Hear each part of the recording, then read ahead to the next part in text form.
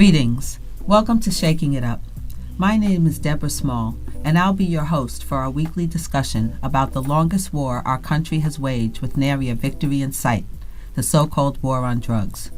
Joining me in these discussions will be a series of regular co-hosts, each with a unique perspective and expertise.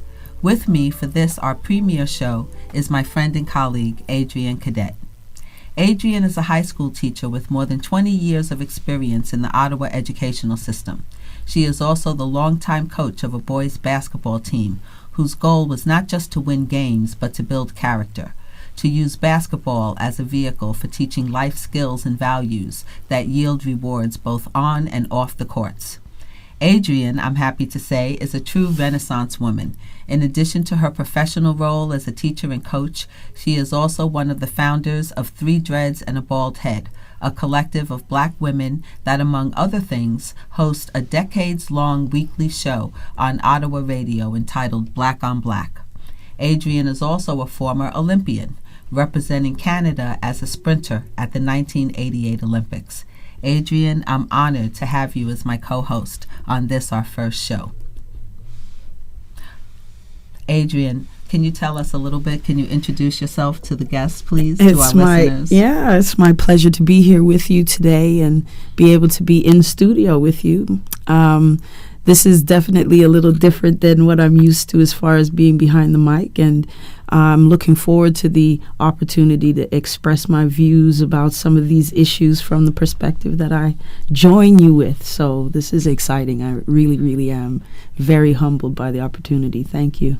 Well, one of the things I'm excited about having you as our co-host is the opportunity to actually sort of expand the range of the way that we talk about these issues in the U.S., which tends to be very U.S.-centric. So I was wondering if you could talk a little bit about your work in Ottawa, dealing with issues around young people and crime and youth development, and why it is that this is an issue that's been near and dear to your heart for such a long time. Yeah, and you know, hanging out with you has given me an opportunity to explore it from a number of perspectives that, you know, I may not have been able to see from. You know, I'm really very much at the grassroots level and looking at the kind of consequences and results of some of the things that we do as adults and how they impact young people, young adults, teenagers, and children.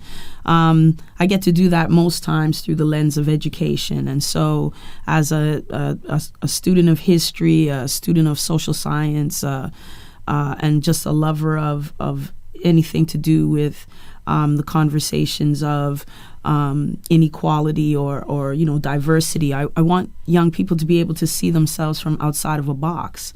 And so, you know, I had to explore some of those things. And I'll definitely say one of the turning points was in 2009 when I went with you to Parliament in Canada to committee, something that many Canadians, like myself, may not really understand fully, that the House of Commons is where we see on TV different things get debated, but committee is a very important process for influencing the direction of the debate in the House of Commons that you don't get a backdoor view of. And in 2009, our government had a proposal for Bill C-15, which unfortunately now has become part of 19 other pieces of legislation that are part of the Omnibus Crime Bill. At the time, our concern was the introduction of mandatory minimum sentencing.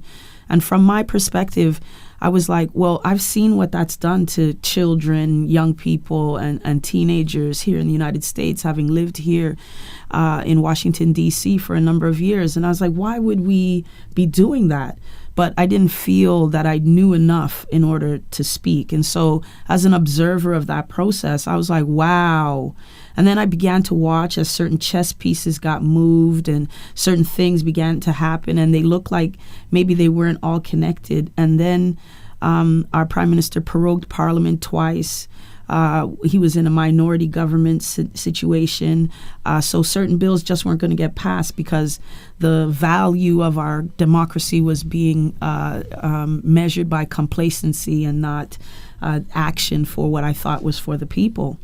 So once an election, 3 elections in a very short period of time, He finally gets a majority government, and the first piece of legislation put through, along with that mandatory minimum sentencing and several other things that I don't know if the wider community really begins to understand what that might look like. So although I'm not saying per se that Canada is on some path that has already been laid out by our American friends, but I do believe that there are some lessons that we can learn and be proactive in how we approach some of the issues about the war on drugs and how they impact communities. Well, thank you. I mean, our mission here at Shaking It Up is to really address the issue in the problem of drug prohibition, which we've had as a national policy here in the U.S. and quite frankly in Canada and Mexico for almost 100 years. For the past 40 years, we've waged an all-out war on drugs, with the result that we've become the world's leading jailer, with more people behind bars than any other country in the world, mostly for nonviolent drug offenses. We've spent billions on drug interdiction and crop eradication efforts throughout Latin America, Mexico, Asia, and yet drugs are still cheap and easily obtained. Our 13-year national experiment with alcohol prohibition was a hotly contested issue during its time. Political campaigns were won or lost based on what their positions were on it. In fact, famously, the campaign of Al Smith was, vigorously opposed, in part because he opposed alcohol prohibition. And yet here in the U.S., it seems like that's a non-issue. And so for us, we feel that regardless of your position on the issue, it's important for us to have a healthy debate about prohibition. We believe that it was healthy for the country then, and it'll be ultimately healthy for our democracy. Unfortunately, that's not where we are. So our mission today is to provide a forum for voices and perspectives traditional mainstream media too often ignores. We intend to challenge conventional wisdom about the inevitable continuity of drug prohibition and invite you to join us in our effort to break the chains of addiction to policies that value punishment over people and cause more harm than good. As my grandmother Mary used to say, sometimes you have to shake things up in order to see them more clearly. So let's get shaking.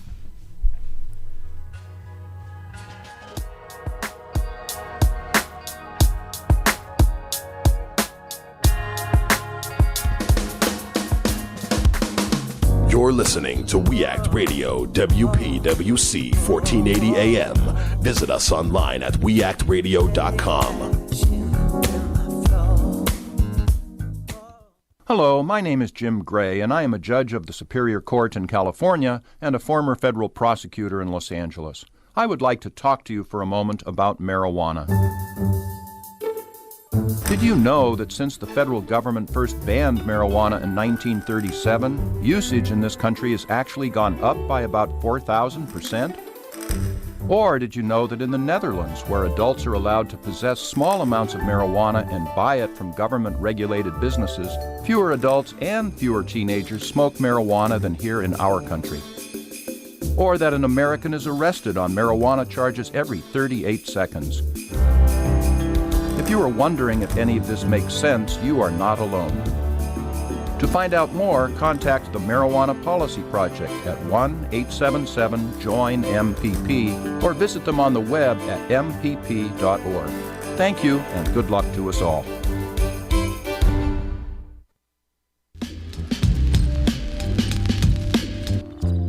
You're listening to We Act Radio, WPWC 1480 AM. Now get out there and do something.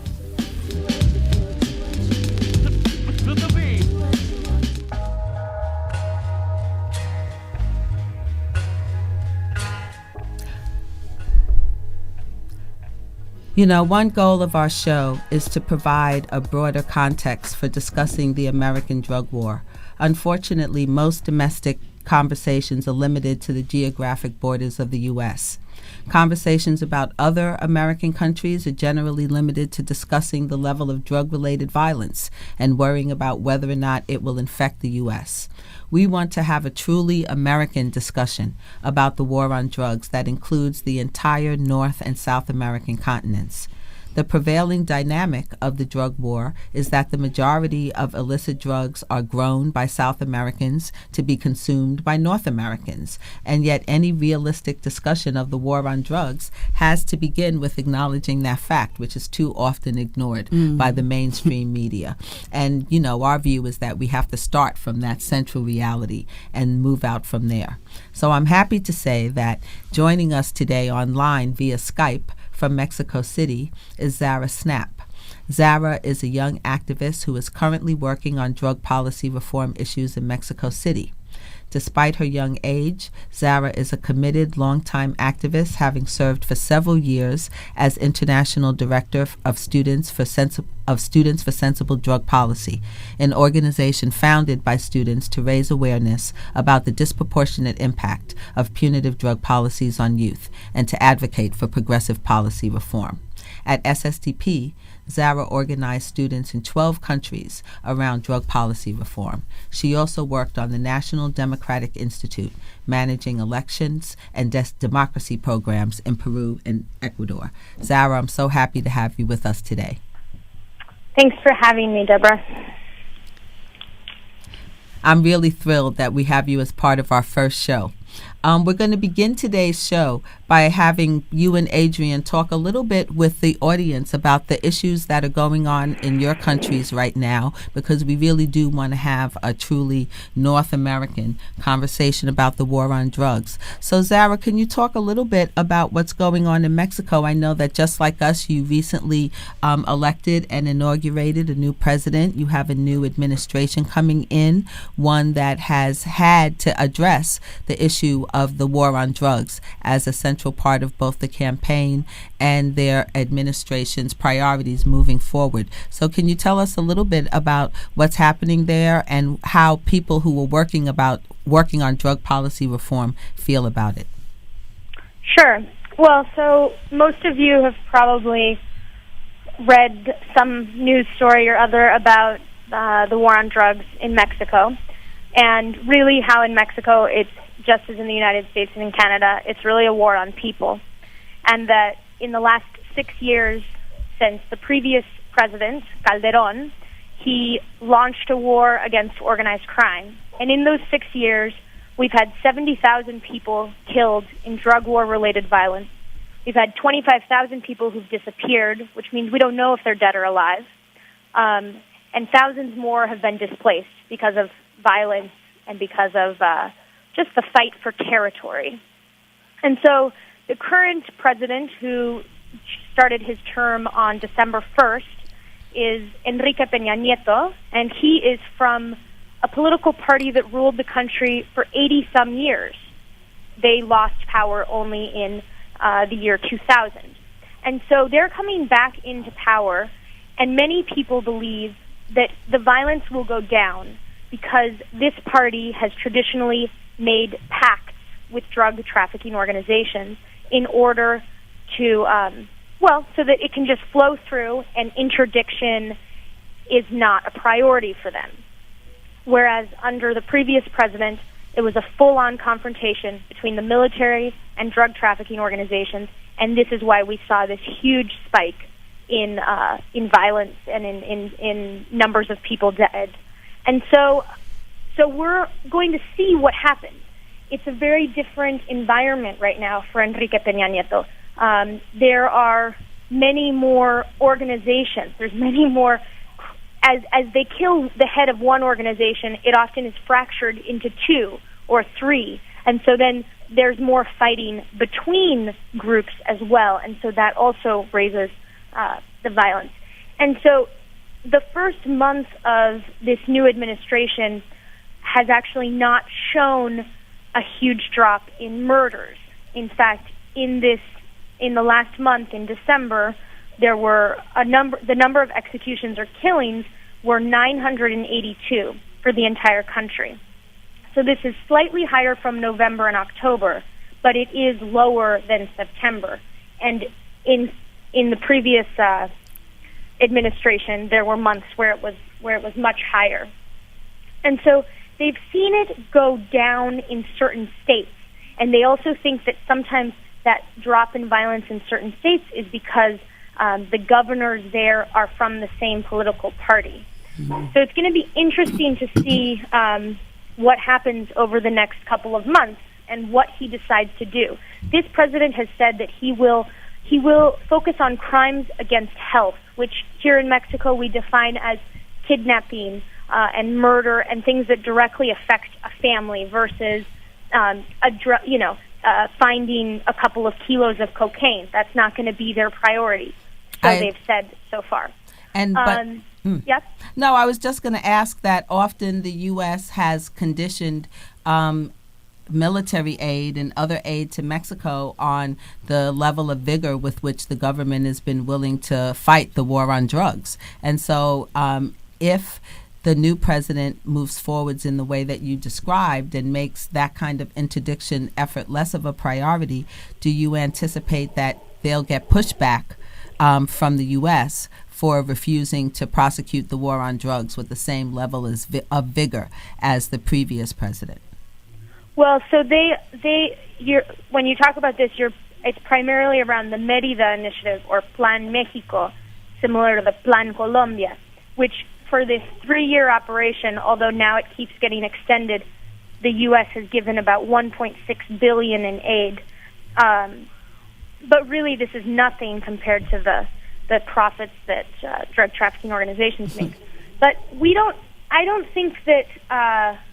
I think they'll still continue to receive that aid, but in fact, it might be in the best interest of the U.S. also to see some of the violence go down. Most of that money goes towards police reform, and it goes towards weapons, and they will still be able to use those, and maybe some of the conditions will have to be changed. I mean, under these plans, it's actually not efficient for the Mexican government because the Mexican government puts more money in than the U.S. at the end of the day. And so I hope that Mexico will stand up a little bit to U.S. pressure, but it seems unlikely. The most recent disappointment in drug policy with this administration was when recently Bolivia reacceded to a UN convention. They had withdrawn and they had submitted a complaint about coca chewing. Right, I remember that. Yeah. We were there. So the countries that made an objection to Bolivia, keeping the cultural heritage of chewing coca, it was the United States, it was Canada, it was Sweden, and Mexico was the only Latin American country that registered an objection. Wow. This is something that was a little bit shocking to all of us. When we woke up and found out that news, we were like, what? Why would they do that? Because it's really the only Latin American country that said this isn't okay for you to have chewing coca be a cultural That's part. That's really sad That when you is recognize the role that coca played in early pre-Columbian Latin American culture, Mesoamerican. Right. So that's really sad. I wanted to ask Adrienne, because she mentioned that Canada allied itself with the U.S. in taking this position against Bolivia. And there was a time when I first started going to the UN meetings when we looked at Canada as being the North American beacon of change, because you guys were the first with medical marijuana, and you had the supervised injection site, and you had embraced harm reduction, and we really thought that Canada was going to lead the way. What happened? I wish I could map it out as well as Zara mapped out the scenario, but I see so many similarities and parallels in some of the things that she said. I'm like lost in my own head about it. And I know that much of what we experience in Canada around any news regarding the war on drugs almost always has some connection with Mexico, and particularly with one of our largest cities, Vancouver. And in fact, a direct implication between Vancouver being in 1 year the best city in the world to live in, and then in just a very short period of time, like the very next year, it being one of the worst because of a fight for territory, etc. In relationship to Canada and the United States, one of the things that has been going on as an ongoing debate seemingly with pressure from the Attorney General and the DEA agencies, especially out in the West Coast, but across our the largest unprotected border in the world. We often think about the other border that the United States has some challenges, they say, with, but the longest unprotected one is the one between it and Canada. There have been many conversations about the sharing of information at our border crossings, such that it with the bottom line being it's a security issue, that drugs, guns, etc., go across the border very unsupervised or undetected because of the lack of information being shared about who's crossing, when crossing, and it's not cross-referenced. So if I cross and I say I'm going to such and such place, when I re-enter, there's no way to cross-reference what I said and where I was going at the other. So I've been to meetings in Canada where the Attorney General's folks from the division that deals with this have come to have those conversations. But at the same time, you look at this as attack on people, that this impacts, once again, people. And so we have a conservative government now that believes that tough on crime is where we should be. And although we have no evidence that I'm aware of that we need to get tougher on crime and that the tougher on crime approach can work, we know that the money that is being devoted to fighting this is being similarly sent towards hiring more cops and building more jails. Well, it's interesting because in each place, I think that what you see both in the U.S. and Mexico and Canada is an increasing divergence in attitudes and views between the public in terms of how they see these issues and the kind of solutions that they want and what's being offered by politicians. So we're going to take a quick break, and then we're going to come back and talk about the recent voter-approved initiatives in Colorado and Washington State that actually approved non-medical use of cannabis for adults, which is setting up a real issue for the federal government here.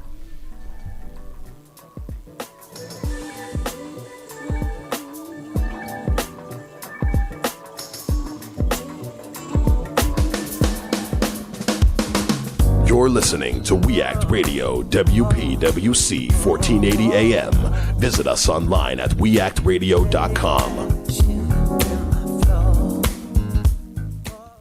Hello, my name is Jim Gray, and I am a judge of the Superior Court in California and a former federal prosecutor in Los Angeles. I would like to talk to you for a moment about marijuana.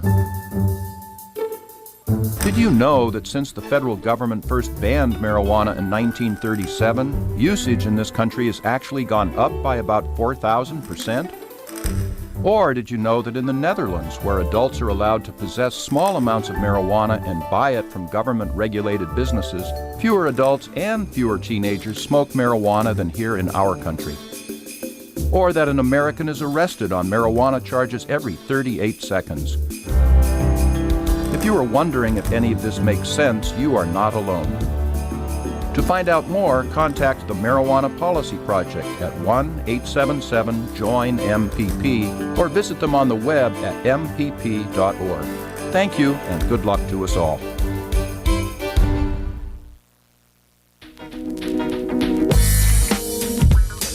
You're listening to We Act Radio, WPWC 1480 AM.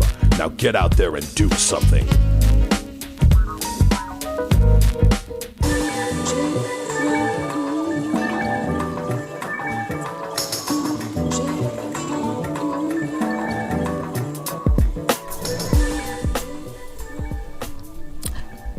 Welcome back to Shaking It Up.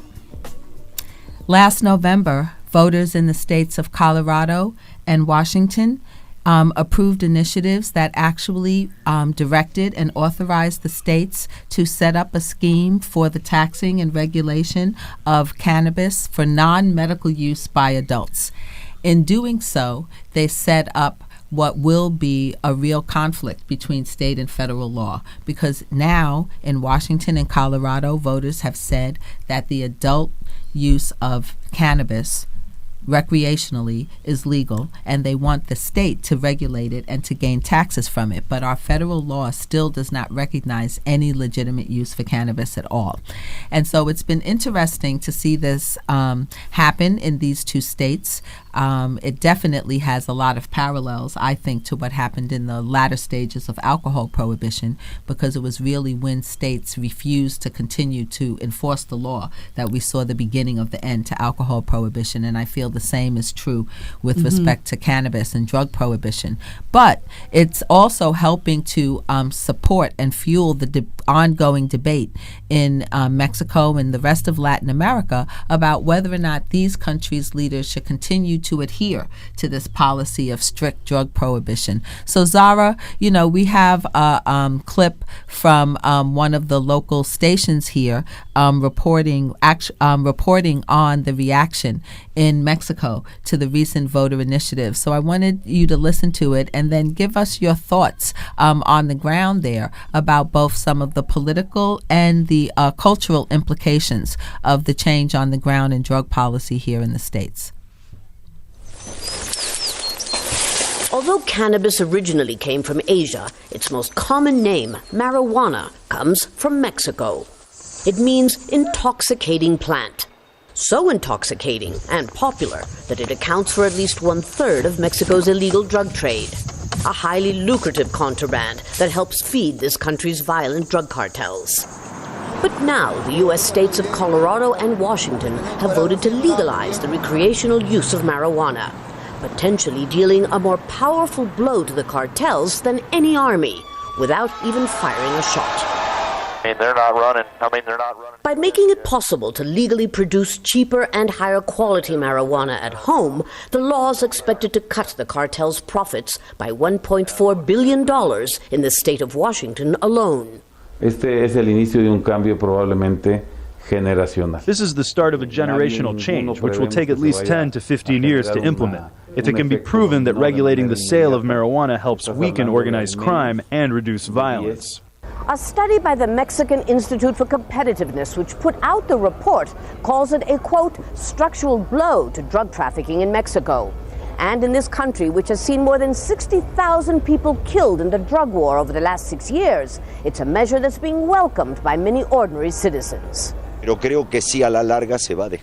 the long term, it will reduce the level of violence here because it will force drug traffickers to change and become legal. The best example is what happened when they ended prohibition of alcohol in the United States.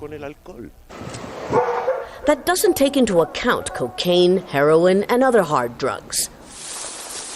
Nevertheless, those who argue that it's time to rethink the strategy for combating the illegal narcotics trade believe the legalization of marijuana in these two American states is a significant first step towards dealing a death blow to Mexico's deadly drug cartels. Lucia Newman, Al Jazeera, Mexico City. So, Zara, what are you hearing on the ground, and what's been the response to the developments here in Colorado and Washington State? Well, so I mean, that study that they keep referencing was very important, and it came out right before the election, and I think it helped sway some people's mind on the ground there, because it said that Mexican drug trafficking organizations would lose up to 30% of their profits. And so this was important.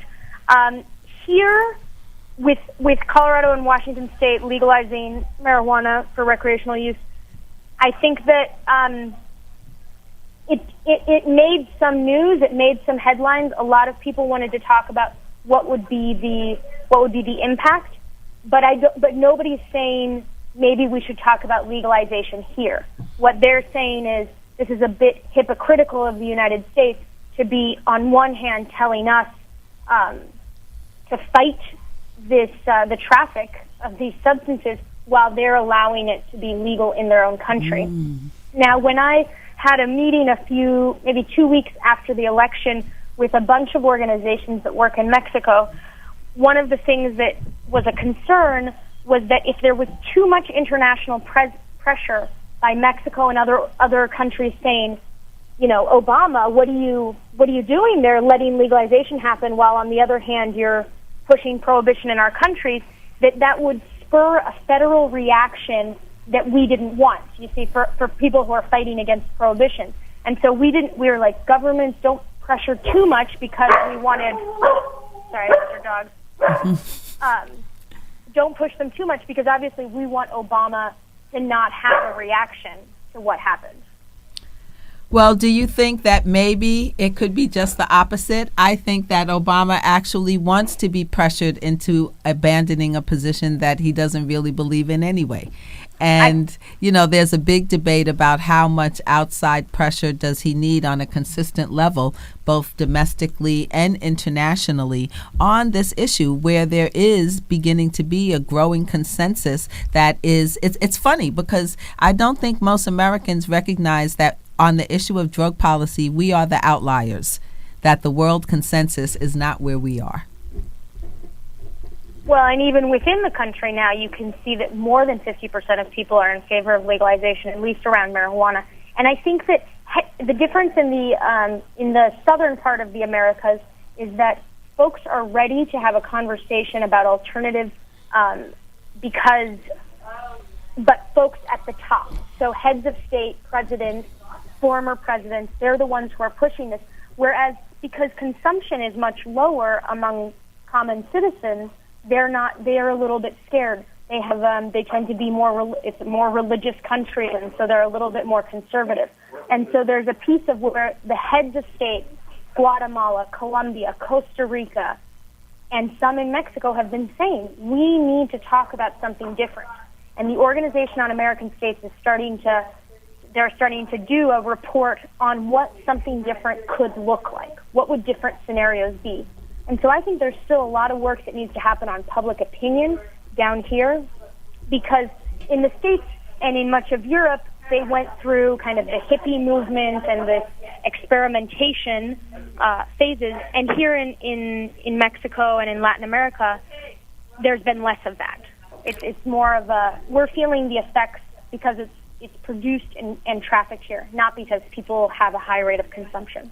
Well, I wonder about that. I have to admit, Zara, whenever I hear that argument, I question it a little bit, because I think in places where you have huge amounts of wealth disparity, as you do in most of Latin America, that the amount of knowledge that exists about drug consumption is limited. That it isn't necessarily, it's like if you don't want to know something, you could avoid knowing something. And it reminds me, exactly, and it reminds me of the kind of conversation I used to hear when I was growing up around LGBT issues. People are like, well, why do we have to spend a lot of time talking about gays and lesbians? There aren't that many of them anyway. They're just a small part of the population.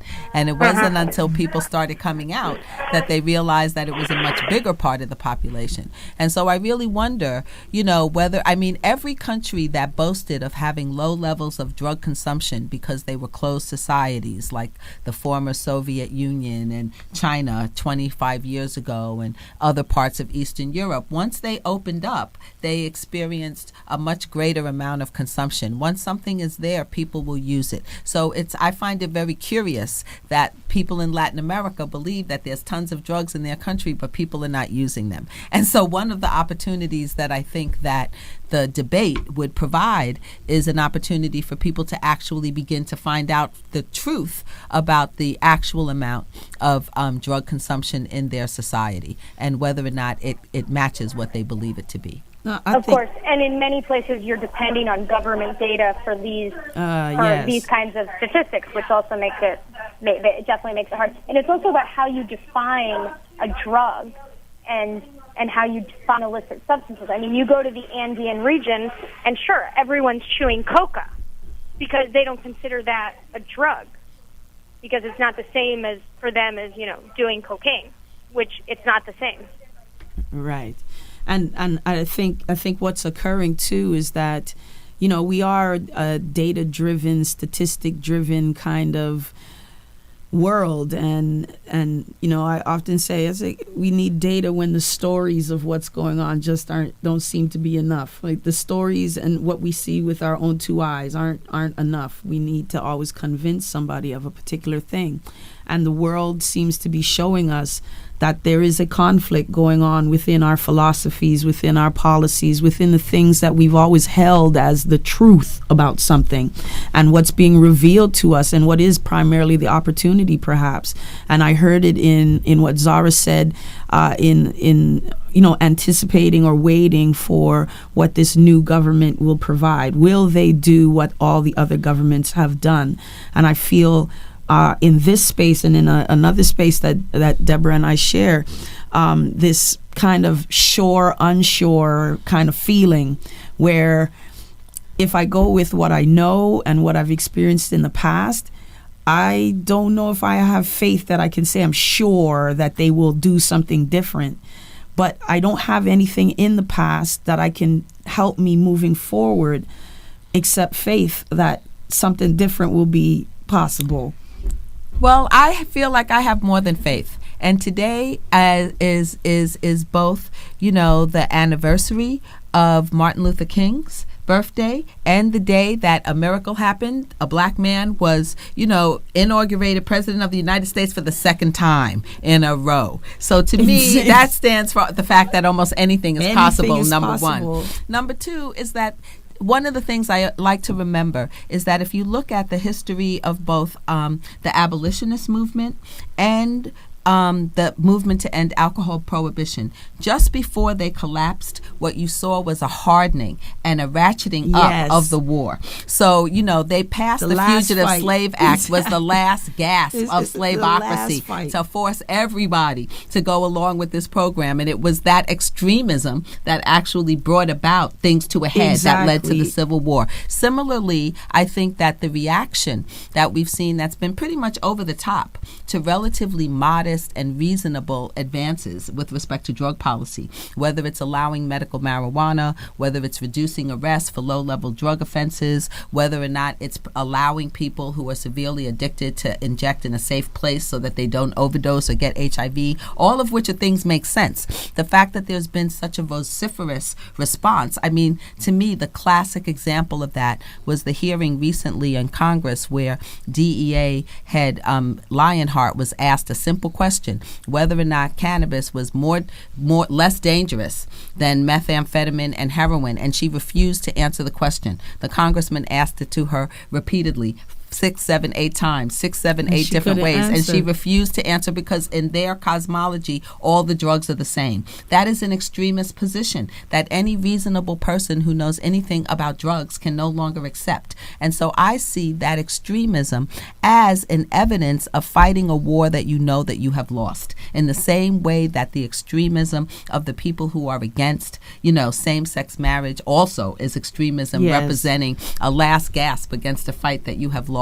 So I do have, it gives me hope that we will see more progress. And quite frankly, in all of these things, when progress comes, it tends to come very quickly. And so Zara, before you leave us, I really want to ask, because in addition to the negative stories that we always hear about death and violence related to the drug war, there have been a lot of really positive stories about economic growth and development in Mexico. And I know that every time I go there, I'm really impressed by the vibrancy of the country and the youthfulness of the country. And so I want to ask you, as a vibrant young person, what do you see as, what impact do you believe young people will have on issues around drug policy, income inequality, unionization, the kind of economic and social justice issues that we care about and that many people like yourself are working on in Mexico? Well, I think there's, as you said, there's a lot to be hopeful for. We are a young country, and so we have, and every year more and more young people are getting more education, and they're seeking out new opportunities. And having worked with many students, I see them being willing to take risks and wanting to join social movements. And we have a long history of student activism, beginning a long time ago, but then also reaching a peak in 1968 before the Olympics were held in Mexico.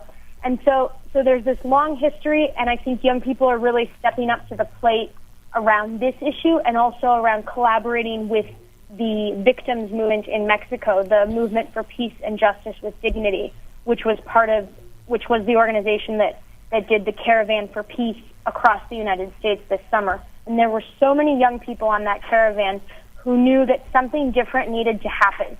And unlike their grandparents or people like that, they're not afraid to speak out because they have come of age within this new political party having taken, 12 years ago, you couldn't speak out on TV against politicians. It just wasn't done because it was really dangerous. And now people are opening up and feeling safer. This is mainly in Mexico City because out in the provinces, it's a little bit more dangerous. So there's this movement, there's the student movement that happened over the summer with the elections, the IM 132, which has had a huge impact on the elections. And I think that the big difference is that while many people are not in favor of the man who is going to be our current president, the opposition is organized and there's tools for transparency and demanding accountability, which there wasn't 12 years ago. The internet has sped everything up. People use Twitter to send their messages, and people are having to respond. Politicians are having to respond. And so I just see the technology increasing, also going to be increasing political activity. Well, thank you. Amazing. I have one last question I want to ask you, Zara, and that has to do with a place where the Peace Caravan movement sort of intersects with some political issues that have gained precedence here right now. One of the major issues that the caravan focused on was the issue of gun trafficking in Mexico, and the fact that so many of the guns that were being used by the cartels and that were killing people were guns that were coming from the U.S. And many of those were the kinds of high-powered assault-type weapons that are now the source of major political debate here in the U.S. And so I just wondered, because at the time of the Peace Caravan, that was not an issue that Americans were really focused on right now. And even though the people on the caravan tried to raise awareness around it, it was something that even the U.S. media really didn't want to talk about. And so I'm wondering now that we are refocused on the issue of guns. And quite frankly, one of the problems that people have faced here is that outside of these mass shootings that are frequent but still relatively rare in relationship to the amount of killings that happen every day, the everyday killings involve handguns. In Mexico, the everyday killings that you experience are mass killings involving high-powered assault weapons. So there's a great opportunity, I see, to be able to sort of connect one of the weaknesses of the domestic issue, which is the fact that people don't really see the kind of damage that these weapons do to people in the way that you guys deal with every day, and the fact that you have tried to get us to pay more attention to the fact that it's guns from the U.S. that are killing people in Mexico in order to send drugs here that we're consuming. That's right. I mean, the lax gun control in the United States has armed, organized crime groups much more than the military, and so it's not even, and they have a huge budget compared to the military to be able to spend on these weapons. And everybody in Mexico was paying very close attention to Obama's last speech on gun control because they know that that's where the change is really going to happen, because it's going to have to be them. You know, when they closed, when they decided that there couldn't be gun shops so close to the border, that was a big win. And this, too, is that if he can try and get, an assault weapon ban, that will make a huge difference. Guns are not very accessible here in Mexico, and so people know that 90% of those that the ATF that tracks come from the United States. Those that are taken in Mexico, 90% come from the United States, and we know it's coming from there. That the drugs are moving up and the guns are moving down, and that something has to happen, and that it has to start with Obama. And one of the things that we're working on organizationally is creating a North American drug policy coalition and group that Deborah you've participated in, and really pushing that forward on how can, we have this NAFTA, we have free trade agreements. How do we create also a drug policy agreement between free countries? Why aren't we working on social and economic policy to go with this? Because it's all very connected. I mean, Canada is a huge producer of ecstasy, which comes down to the United States and Mexico. And so it's a global issue now. And so that's why we can compare it a little bit to alcohol prohibition, but alcohol was really just in the States. And nowadays, it's all up and down this continent. And so we really have to start thinking about it regionally and seeing how we can push the business community and policymakers to join us and kind of spreading that message. So we've also been trying to really connect with human rights organizations and social movements in these three countries to really broaden the movement, because it's not just the drug policy reform people, it's affecting everybody. Yeah. No, that's absolutely right. I was with some friends earlier today, and we were talking about the level of violence that's now become endemic in Trinidad and Tobago, which is an island where half of my family is from. And, you know, my memories of that place is peaceful, tranquility, etc. Now it's being racked by drug-related violence, so much so that the president called a state of emergency. And yet you rarely hear reported in the U.S. any of the consequences of the policies that we've been exporting abroad, both above and below. Exactly. And when I love any kind of conversation that starts with empowering young people into activism and advocacy for the things that they see in the world. So this is outstanding, because I think the education opportunity that comes from this kind of organizing is the next cut of what needs to be done. Well, we're going to take a quick break, and then we're going to come back and talk about what we can expect out of the second Obama administration around these issues. We're back from Shaking It Up.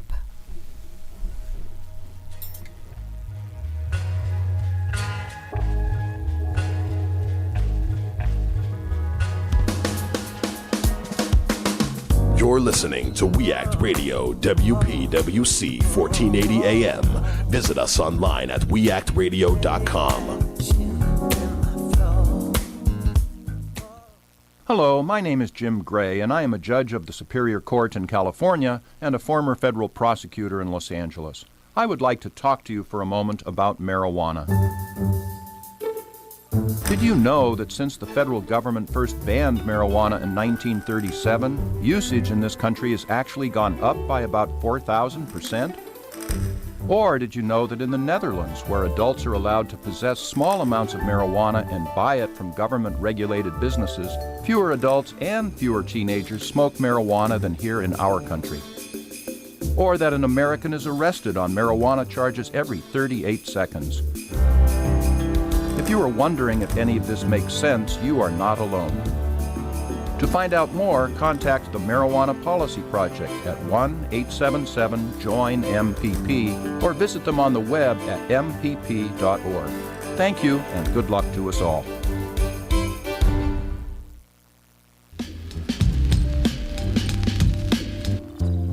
You're listening to We Act Radio, WPWC 1480 AM. Now get out there and do something.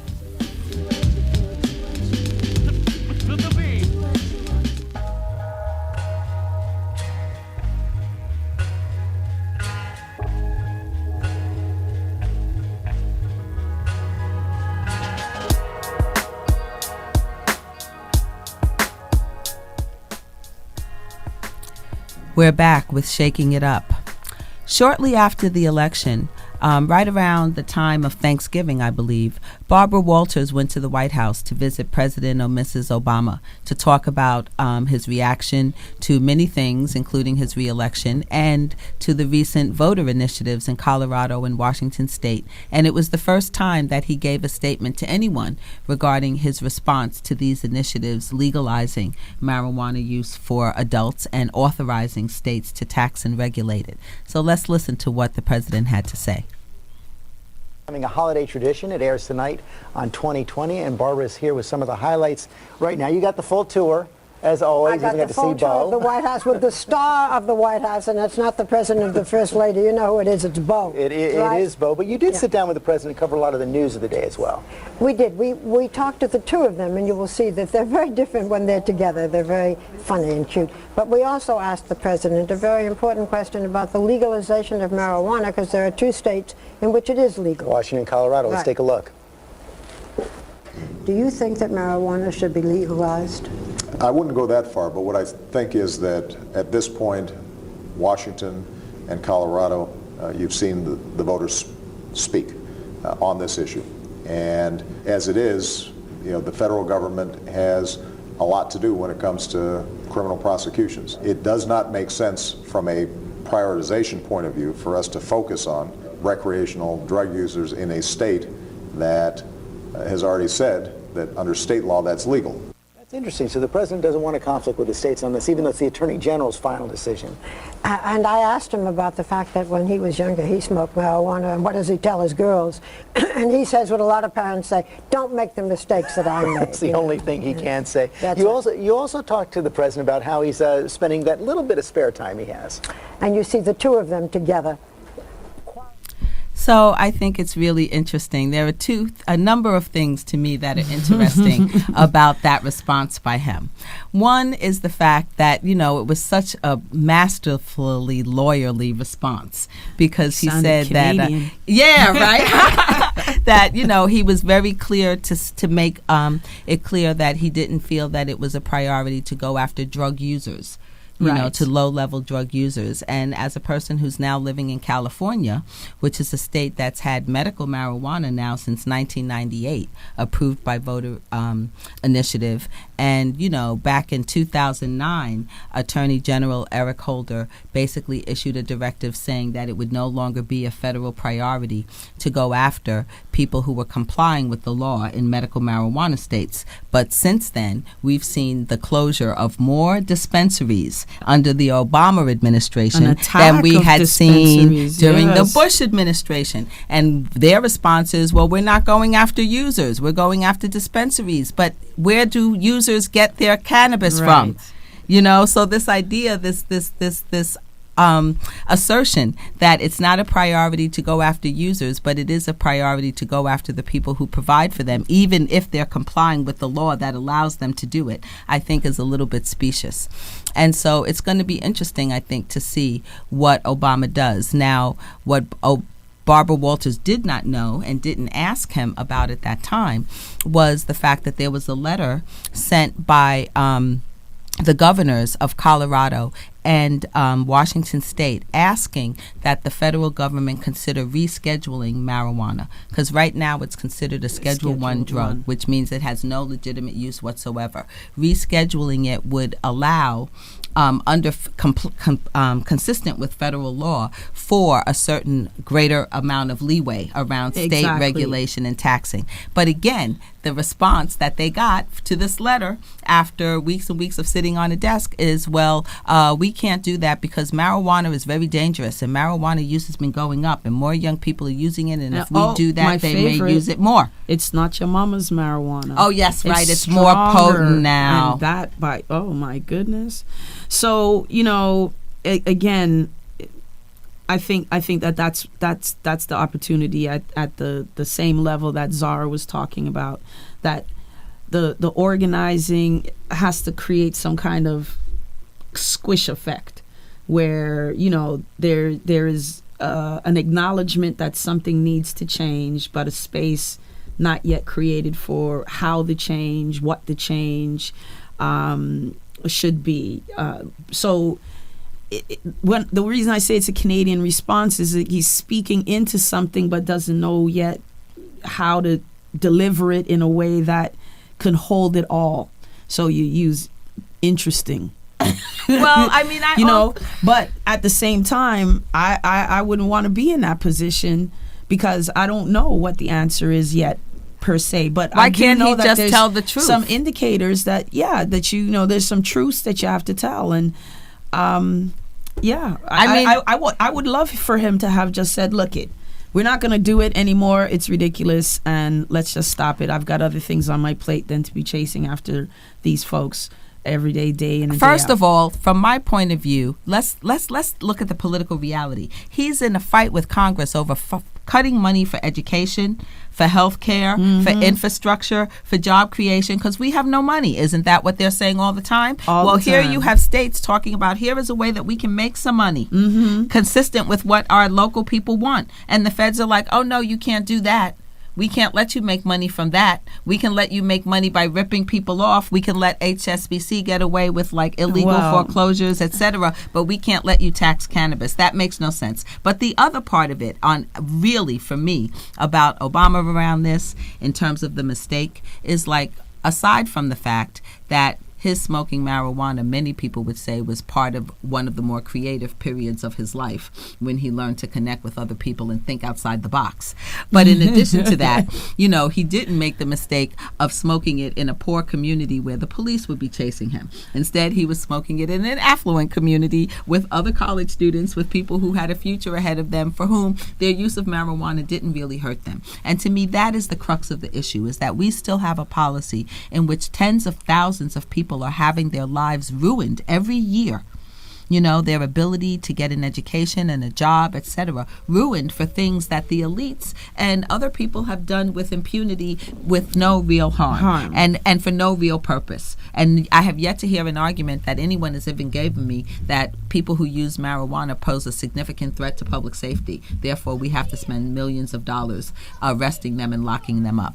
And so to me, until the president is willing to acknowledge that that is a failed policy that we shouldn't be pursuing categorically, and that he will direct his Justice Department to focus on the things that are really hurting Americans, I'll be disappointed in him on that one. Well, and I think that's exactly the unsure space that we have to decide. Are we going to trust that he'll get there?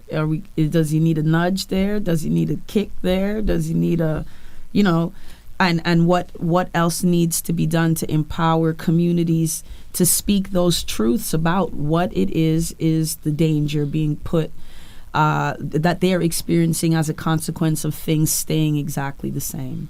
Things cannot stay the same, and we need people to feel empowered enough that they can speak that truth so that he can match what we hope is the actions. Well, look, everything is in context. So when I think about Obama and cannabis, I have to compare it in relationship to what? In relationship to Romney, who I don't think would know a marijuana joint if it came and smacked him in the face. So I absolutely have a lot more confidence. Might argue you might have been a nicer person. Well, that's a whole nother conversation and a whole nother show. But I definitely have real confidence in Obama understanding the gravity of the issue. Yeah. And now whether or not he'll see that as a priority, I don't know. But to me, that's our job. It's our job as activists, if we believe that this is an important issue that needs to be focused on, to make it that, in the same way that other communities have raised their issue. And in the same way that, quite frankly, the issue of gun violence, which wasn't on anybody's priority list 2 months ago, all of a sudden has now jumped there because of both events and public pressure. And so part of what we're going to be doing each week here on Shaking It Up is raising these issues, talking about it, informing people. It's our commitment to be that forum, to create that space where we can ask those questions. And I want to thank my co-host, Adrian Cadet, and our special guest, Zara Snap. We hope that we'll be able to have Zara join us again. And I know we're going to have you joining us again, and that we're going to continue having these conversations about the impact that the drug war is having, not just here in the United States, but all across North and South and Central America. And eventually on a future show, I want to talk about the newest front of the drug war, which is West Africa, because some of the events that are going on in Mali right now are directly related to the activities of the DEA and our efforts at fighting narco trafficking. But unfortunately, we won't be able to get into that right now.